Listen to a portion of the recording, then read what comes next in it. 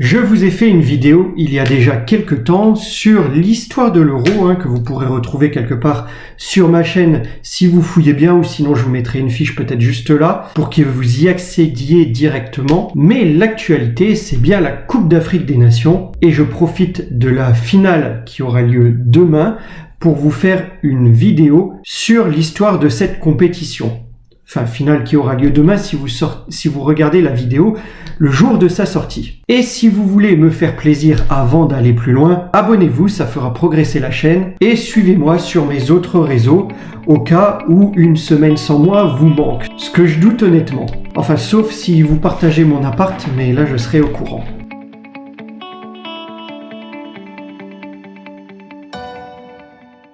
Bonjour les amis et bienvenue dans cette nouvelle vidéo sur l'histoire de la compétition la plus importante du continent africain, la Coupe d'Afrique des Nations. Sœur aînée de notre euro, il faut savoir qu'elle a vu le jour en 1957, soit 3 ans avant l'euro, qui date donc de 1960. Mais lors des premières éditions, elle ne rassemblait que peu de nations. En effet, la décolonisation n'est alors pas encore achevée en Afrique et il n'existait tout simplement pas autant d'États qu'aujourd'hui. Dans sa première édition, en 1957 donc, au Soudan, il n'y a que 3 États qui se disputent le trophée. Le Soudan, l'Égypte et l'Éthiopie. Eh bien, c'est l'Égypte qui remporte haut la main ce premier tournoi. Quand on sait aujourd'hui que ce sont les Égyptiens qui sont les plus titrés dans cette compétition, on commence à comprendre pourquoi ils étaient là dès la première édition. Et de mémoire, je crois qu'ils en sont à 7 victoires. L'Égypte organise l'édition suivante en 1959 et conserve son titre. Ça fait donc 2 trophées en 2 éditions pour les pharaons.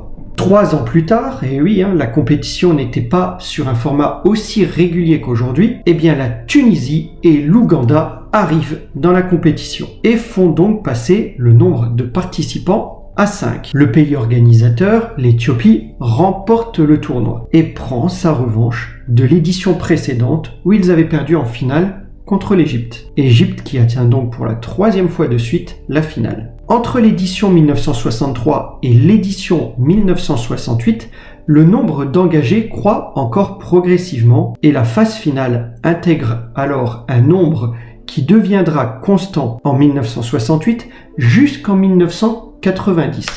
8 équipes. C'est aussi l'édition 1968 qui fige le rythme biannuel de la compétition. Et cette édition définit le format avec 2 poules de 4 équipes, dont les 2 premiers se rencontrent pour des demi-finales et ensuite une finale. Il en sera ainsi jusqu'à la CAN 1992. Clin d'œil, c'est l'édition 1968 qui voit pour la première fois la participation de l'Algérie. L'édition 1970 au Soudan est importante puisque c'est la première édition retransmise en direct à la télévision africaine. Et c'est la 4e fois de suite que le Ghana arrive en finale. Ils l'ont emporté par le passé en 1963 et en 1965. Ils s'inclinent ici face au Soudan. Entre 1972 et 1978, pas de changement majeur dans la compétition. Mais cette édition 1978 voit le Ghana remporter la compétition pour la 3e fois et s'adjuger donc définitivement la coupe à l'époque, à l'instar de la coupe Jules Rimet pour le mondial. Il s'agit du trophée Abdelaziz Abdellah Salem en l'honneur du premier président de la CAF. Ce trophée ne sera donc plus attribué et part au Ghana.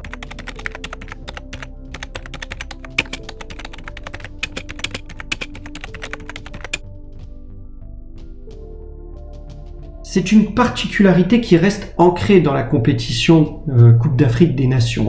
Une sélection qui remporte 3 fois l'édition, remporte définitivement le trophée avec elle. Nous faisons un saut dans le temps de plusieurs éditions qui sont notamment marquées par la domination du Cameroun dans les années 80 et nous arrivons à l'édition 92 avec pour la première fois de l'histoire 12 participants et donc 4 groupes de 3 équipes lors du premier tour de la phase finale et l'apparition des quarts de finale. Cette édition, pour les plus anciens peut-être, pour les plus âgés, est restée dans la mémoire puisqu'elle a vu la plus longue séance de tirs au but de l'histoire du football, 11 tirs au but à 10 pour la Côte d'Ivoire face au Ghana. En 1996, en Afrique du Sud, la compétition passe à 16 équipes. Et nous passons donc à des groupes de 4 équipes lors de la première phase du tournoi. En 2000, nous assistons à une grande première dans les compétitions internationales de football. Le Ghana et le Nigeria organisent conjointement cette édition en remplacement du Zimbabwe,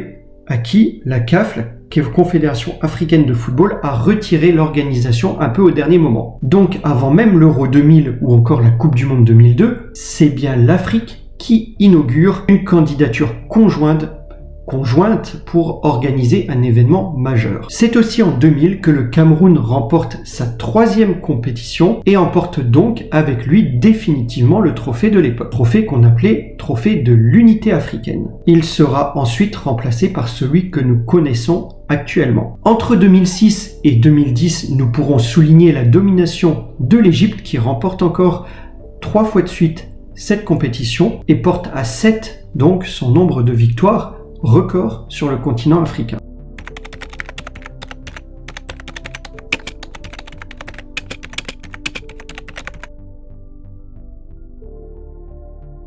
L'édition 2014 est particulière car elle a lieu un an plus tôt, en 2013, afin de fixer le calendrier de la CAN sur des années impaires. Et c'est donc depuis cette année-là, l'année 2013, que la CAN est organisée les années impaires. L'année 2019 voit encore une fois évoluer le format. 24 pays participent, cette fois répartis en 6 groupes, et la phase à élimination directe commence avec des 8e de finale. Et c'est une belle victoire de l'Algérie, qui est encore, à ce jour, le tenant du titre, à la veille donc de la finale 2021.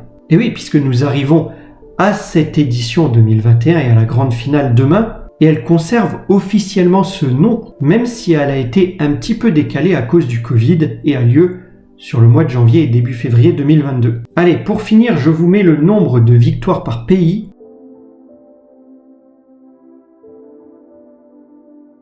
Les vainqueurs des différentes éditions du premier trophée,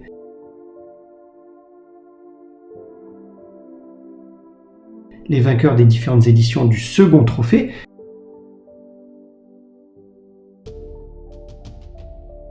et les vainqueurs des différentes éditions du trophée actuel.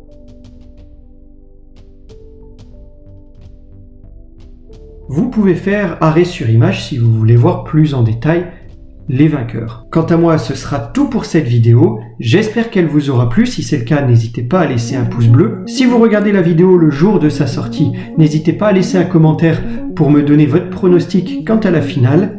Likez, partagez, commentez, mais surtout appréciez. Et je vous dis à très vite pour une nouvelle vidéo. Portez-vous bien les amis. Au revoir.